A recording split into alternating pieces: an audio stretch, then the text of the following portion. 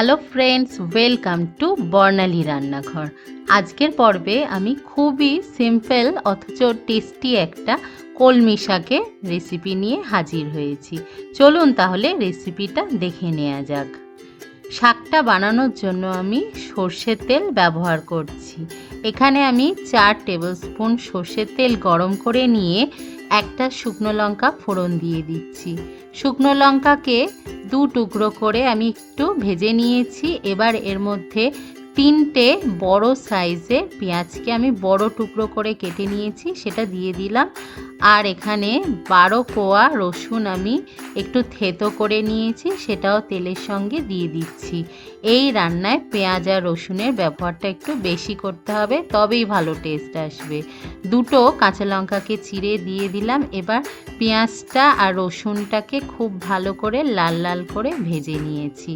এখানে আমি 1 আঁটি কলমি শাককে ভালো করে ধুয়ে কুচিয়ে জলটাকে ঝরিয়ে নিয়েছিলাম। সেই কুচি করে রাখা কলমি শাকটাকে দিয়ে দিচ্ছি।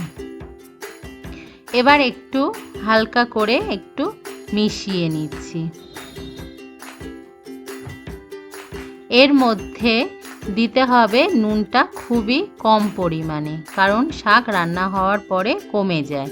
1/2 টিস্পুন হলুদ গুঁড়ো দিয়ে দিচ্ছি, নুন দিয়ে দিচ্ছি অল্প। আর এই রান্নার মধ্যে আমি অল্প একটু চিনির ব্যবহার করেছি। মিষ্টি মিষ্টি হবে না, তবে অল্প একটু চিনি দিয়ে কলমি শাক রান্না করে দেখবেন, স্বাদের ব্যালেন্স হয়, টেস্টটা কিন্তু বেশ ভালো হয়। আর শুকনো লঙ্কা কাঁচা লঙ্কা তো পড়েইছে, মিষ্টি হওয়ার কোনো ভয় থাকছে না, টেস্টটা বেশ ভালোই আসবে। এবার ফ্লেমটাকে আমি লো করে দিয়ে কিছুক্ষণের জন্য আমি ঢেকে রাখছি 5-7 মিনিটের জন্য। 5-7 মিনিট পরে আমি ঢাকাটা সরিয়ে নিচ্ছি। এখন কলমি শাক থেকে অনেকটাই জল বেরিয়ে গেছে আর শাকটা সেদ্ধও হয়ে গেছে। এবার আমি ফ্লেমটাকে বাড়িয়ে দিয়ে এটাকে একটু ভালো করে ভাজা ভাজা করে নিলাম।